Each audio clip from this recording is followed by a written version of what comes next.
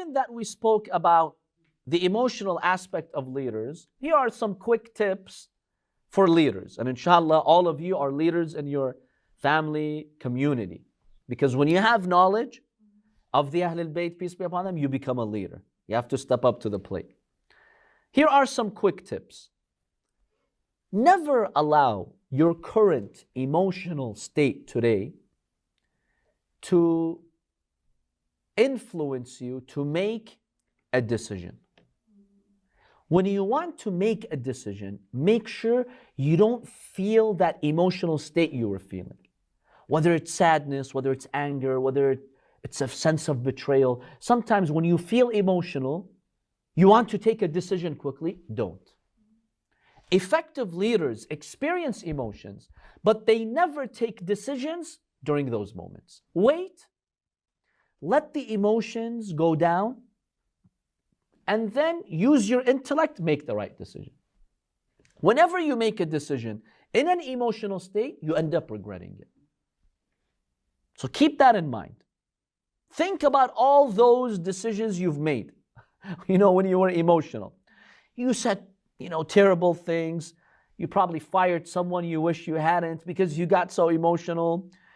Or you lost your temper in a meeting, so on and so forth.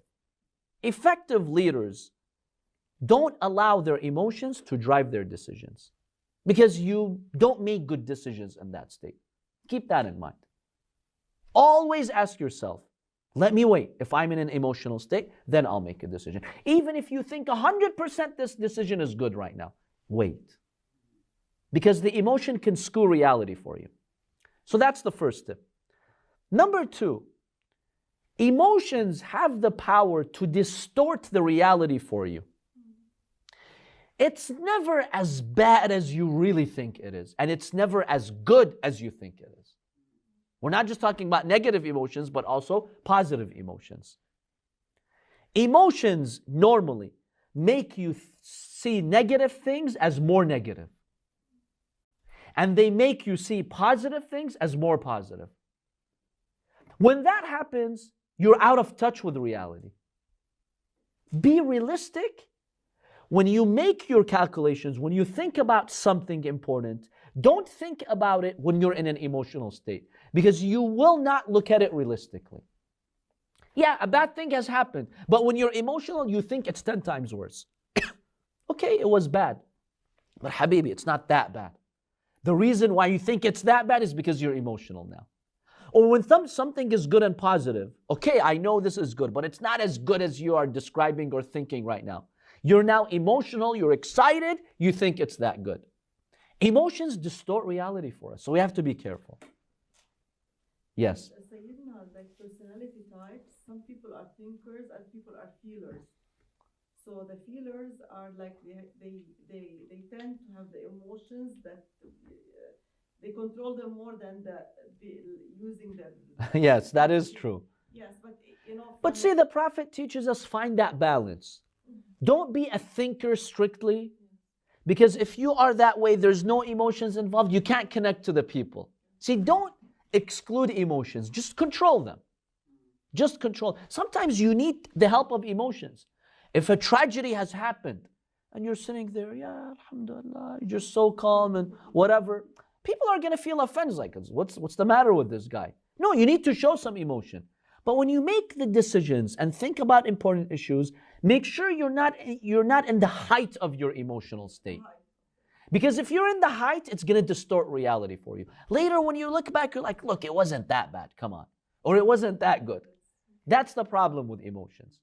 So yes, be a thinker, but use emotions appropriately.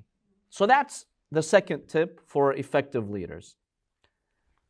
Number 3, don't let your emotions impose your circumstances on others and cause you to engage in selfish behavior. How so? See, usually bad emotions are fueled by pain. You're pained by something. Something's hurting you, so you feel bad. Sometimes you'll get this message, this text message or email or phone call that's stinging and it makes you really hurt. Here's what happens. You use that pain in order to bring attention to yourself and talk about your pain. In doing so, you're becoming selfish. Why?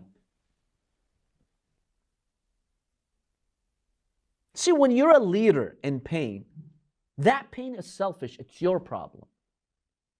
Why make you the center of everything? Because when you're in that severe pain, you tend to forget everything that's happening around you and you focus on your own pain. See, have you seen sometimes you're walking and then your toe bumps into a sharp object and you just want to yell and cry? See, in that moment, do you even know what's going on around you? You don't. Why? Because you're in pain. When you're in pain, you no longer know what's going on around you. It makes you selfish. You're just thinking of yourself and your pain. And you start talking about yourself and your pain. Don't. This much emotion is negative. It hurts a true leader. A true leader shows some emotion. Okay, I'm hurt, but I understand that my pain has its limits. I'm not going to make myself the source of everything. Look at today what's happening. You know, with the one who's losing. If you've noticed, one quality he has the last few, anything about him has to be a national thing. So what's the matter with you? You're 1 out of 350 million. Why does your pain have to be the most important pain? See, that's a selfish leader. And when you're in pain, by the way, you don't listen well to others. If you're in pain, in emotional pain, you don't care. It's like, I'm in pain. Do you think I care about your problems? The Prophet was never like that. He was personally in pain, but if one of the companions came up to him, he also was struggling, the Prophet would listen to him. The only way to do that is control your emotion so you can hear others. That's what an effective leader is. The final point here. I know there are a lot of risks with emotions, but emotions, when used properly, they can give you passion. Effective, charismatic leaders are those whom you can feel the passion. They're driven by passionate emotions. People find them very effective. So let emotions drive you. If you're working for justice, you're working for a cause, you're working for anything, let the people feel the energy in you. When the leader goes out there and he or she has that energy, people are inspired by that energy. The Prophet had amazing energy in the battle, when he would be reading the Quran, when he would be teaching the companions. You could see that he's passionate. He's very passionate about what he did. So emotions that allow you to be passionate, that's very, very important. In one study that looked at churches that were doing a very great job in reaching out to adults under 35, because you know these days most churches are empty from the youth and people under 35, mostly old people. They realized that the passion in that church was the biggest factor. When people feel like there's passion, they are attracted and they are drawn to that. So this is what we learned from the emotional aspect of the Prophet ﷺ. Don't be a robot out there in society because you're so calm and confident. Be calm, be confident, but also have emotions. But at the same time, don't let the emotions become excessive. Don't have an outburst of emotions. And make sure your emotions are not driven by selfishness. It's about my pain and my problems. Finding that balance makes you an effective leader, makes you an effective parent, makes you an effective community member. Any questions? Yes. An impulsive person fall under this? Impulsive person is the one who quickly acts on emotions. Like you get raged, you quickly act on your rage. What does a believer do to train himself? You're impulsive, you feel that rage. Just put a break. Train yourself, stop. I'm not going to react right now regardless. Go and distract yourself, do a wudu, start walking, do an activity, distract yourself. Later, come back and address the situation. That's how you address an impulsive behavior.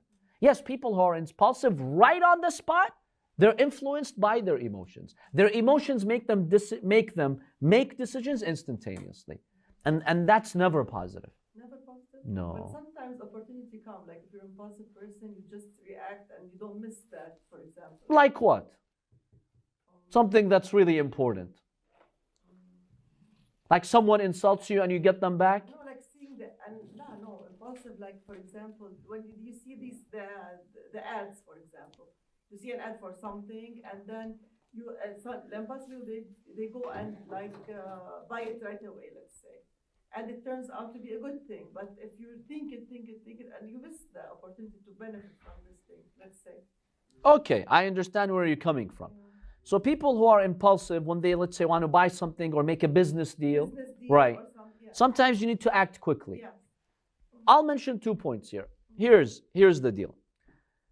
First of all, if we just look at it neutrally, true, sometimes you will gain opportunities by becoming impulsive, but more often than not, because you're not critically thinking it, you will enter bad deals. So when you look at it at the end of the day, when you look at the balance, there is more negative than positive. So true, you might secure a good deal, but the chances of you getting into a bad deal like that are more. That's number one. Number two, when we say don't be impulsive, we don't mean go back home and spend a week or 10 days thinking about it. No.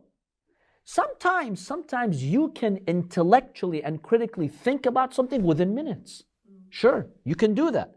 If it's your area of expertise, you're familiar with the subject, the situation suddenly comes up, just put your excitement down, think rationally, take out a pen and paper, okay, these are the pros, these are the cons, this is, and then in 2 minutes you can make a decision, sure.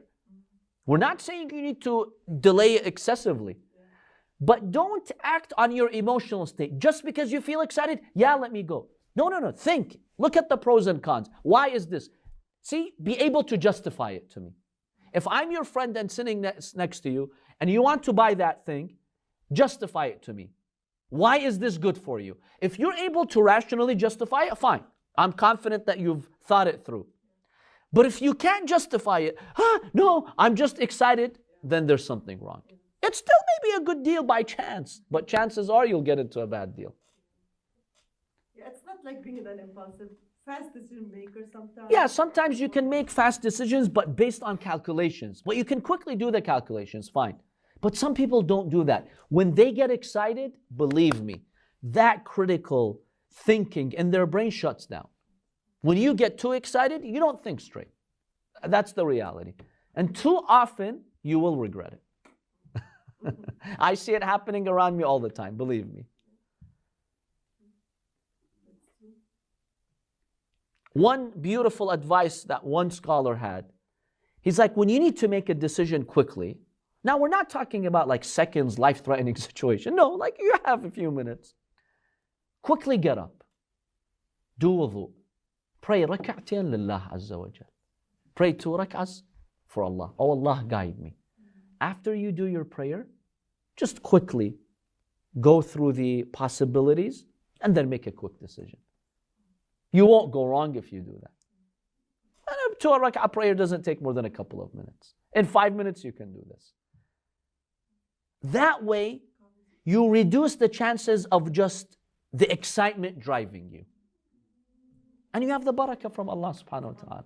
So this is a tip whenever you need to make a quick decision.